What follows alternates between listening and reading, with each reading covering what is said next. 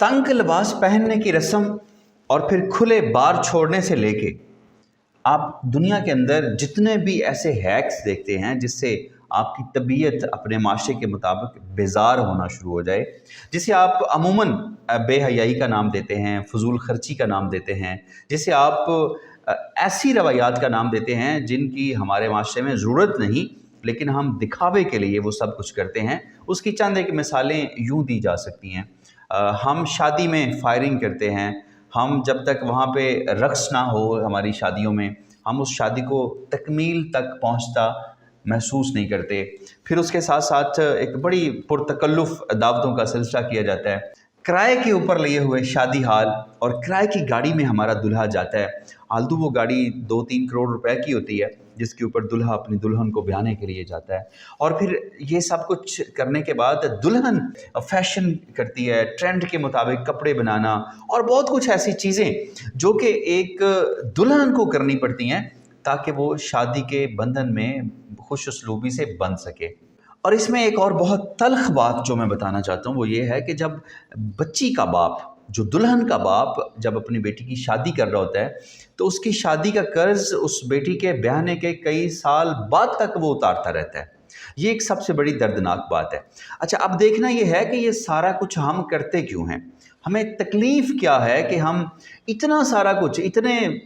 इतने ज़्यादा खेखन करते हैं। उसके पीछे प्रॉब्लम कहाँ पे है? इतने ज़्यादा नखरे करने की क्या ज़रूरत है? करनी तो एक सिंपल सी शादी है। आपने बड़े अच्छे तरीके से शादी का एहतमाम करें, निकाह करें, दूल्हे वाले आएँ और दुल्हन को ब्याह के ले जाएं। इतना सब कुछ करने की ज़रूरत क्या है? उससे पहले कि मैं आपको ये बताऊं कि इसकी ज़रूरत क्या है, एक और चीज़ की तरफ आपकी तवज्जो मबज़ूल करवाना चाहता हूं, और वो ये है एस्पेक्ट के इतना सब कुछ करके, पैसे खर्च करके, मेहमानों को बुला के, बड़ी बड़ी इन्विटेशन दे के, अपनी सेरेमनी के अंदर उन लोगों को दिखा के जो लोग सेलिब्रिटीज़ हैं कि मेरी शादी पे फ़लाँ एक्ट्रेस आई थी, फ़लाँ MP MNA आया था, ये सब कुछ दिखाने के बाद भी समटाइम्स यूँ होता है कि उस शादी का अंजाम, उस शादी के 3 महीने के बाद कोई तलाक होता है, कोई सेपरेशन होता है और वो अलहदगियाँ फिर दुश्मनियों तक में बदल जाती हैं। ये हैसियत है उस माशरती इस पहलू की जिसके ऊपर हम अपने लाखों हलाल के रुपए खर्च करते हैं और बाद में हम कर्ज के नीचे दब जाते हैं। अब इसका दूसरा एस्पेक्ट ये है कि हम ऐसा करते क्यों हैं, इस सब कुछ की ज़रूरत क्यों पड़ती है? क्योंकि मीडिया, इस सब कुछ का इल्ज़ाम दूंगा मैं मीडिया को, और मीडिया हमारी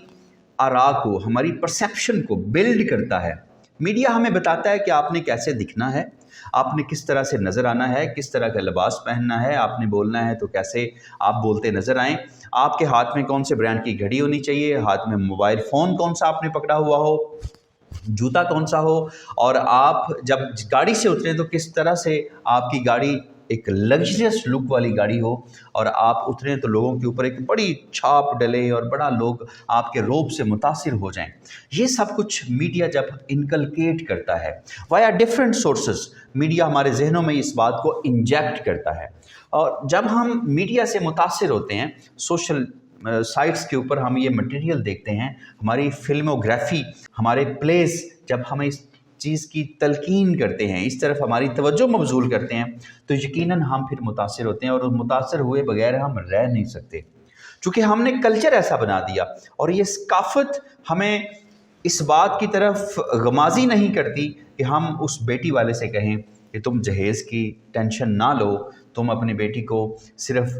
मुख्तसर सा सामान दे के जो उसकी ज़रूरियात ज़िंदगी तक महदूद हो आप मेरे साथ भेज सकते हैं, बल्कि फिर हम डिमांड्स रखते हैं, हमें ये चाहिए, हमें गाड़ी फ़लाँ ब्रांड की चाहिए, हम इस तरह का फ़लाँ जगह से हम फर्नीचर लेना चाहते हैं, इस तरह की फिर डिमांड्स हम रखना शुरू कर देते हैं। और इसके ऊपर हमने कभी गौर नहीं किया कि हमारी ज़िंदगियों को इतना तल्ख़ बनाने वाला कौन सा सोर्स है। जैसे कि मैंने बताया कि मीडिया हमारी ज़िंदगियों को तल्ख़ बनाने वाला, मुश्किल बनाने वाला सबसे बड़ा ज़िम्मेदार है, और अब इसका तदारुक हम नहीं कर पाते। इसका तदारुक सिर्फ वो शख्स ही कर पाता है जिसके पास दलील हो, जिसके पास इल्म हो और जिसके पास खुददारी हो, जिसको अपने बाजुओं के ऊपर यकीन हो, जो और ज़िंदगी गुजारने के उसके पास अपना अपना कॉन्फिडेंस हो, अपना एतमाद हो और वो ज़िंदगी को सिर्फ अपनी नज़रों से देखता हो, उसकी ऐनक का नंबर ठीक हो, ना कि मीडिया की या सोसाइटी की ऐनक लगा के वो किसी चीज़ को देखे और फिर सोसाइटी के तर्ज पे ही उसको आगे लेके चले और वो समझे कि मैं ज़िंदगी सही गुजार रहा हूँ। क्योंकि अगर हम सोसाइटी के इन तमाम डिमांड्स को फुलफ़िल करने लग जाएं तो फिर हम ज़िंदगी में शायद ही कोई लम्हा ऐसा हो कि हम सुकून हासिल कर सकें। क्योंकि जो म्यार भी सोसाइटी आपके सामने लेके आती है, जो म्यार भी सेट करती है, कुछ वक्त के बाद आप उस म्यार को फुलफ़िल कर भी जाएं तो सोसाइटी म्यार बदल देती है। मैं समझता हूँ कि हम अगर माशरती तौर पे अपने आप को मुस्तहकम करना चाहते हैं, हम चाहते हैं कि हमारे मामलात डिस्टर्ब ना हों,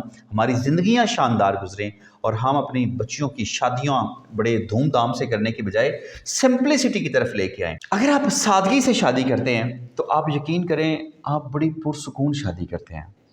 आप वो सारा पैसा, सारा रेवेन्यू जो आप धूमधाम पे लगाना चाहते हैं, शान शौकत पे लगाना चाहते हैं, लोगों के अंदर अपनी दाग बिठाने के लिए खर्च करना चाहते हैं, उससे आधा पैसा अपनी बेटी की तरबियत पे खर्च कीजिए, उसकी तालीम पे खर्च कीजिए, उसकी पॉजिटिविटी पे खर्च कीजिए, उसको ग़िज़ाइयत के बारे में बताइए, उसको बच्चों की परवरिश के बारे में बताइए, एक अच्छी बीवी के फ़राइज़ क्या हैं उसके हवाले से बताइए। बड़ा मज़े का कल एक प्रैंक मेरी नज़र से गुज़रा। एक बीवी अपने हस्बैंड से कह रही है कि हमारी शादी की सालगिरह आ रही है, बताओ मैं आपको क्या तोहफ़ा दूँ। तो वो हस्बैंड कहता है कि बस तुम मुझे यही तोहफ़ा दो कि तुम मेरे साथ ऊंची आवाज़ में बात ना किया करो, मेरी रिस्पेक्ट किया करो, मेरी फैमिली की रिस्पेक्ट किया करो। तो वो कहती है नहीं वो तो ठीक है, पर मुझे ये बताओ कि मैं तोहफ़ा क्या दूँ। तो उसने फिर कहा कि यही सबसे बड़ा तोहफ़ा है कि तुम मेरी इज़्ज़त किया करो। तो वो फिर नाराज़ होकर कहती है कि नहीं तुम बताओ मैं तुम्हें तोहफ़ा क्या दूँ। तो मैं ये अर्ज़ करना चाहता हूँ कि तोहफ़ा सबसे बड़ा ये है, आपका अपनी बेटी को सबसे बड़ा जहेज़ ये है कि आप उसकी तरबियत शानदार करें, वो एक माँ के रूप में अपने बच्चों को बेहतरीन तरबियत की तरफ रग़बत दिला सके, वो एक बीवी के रूप में ज़िंदगी को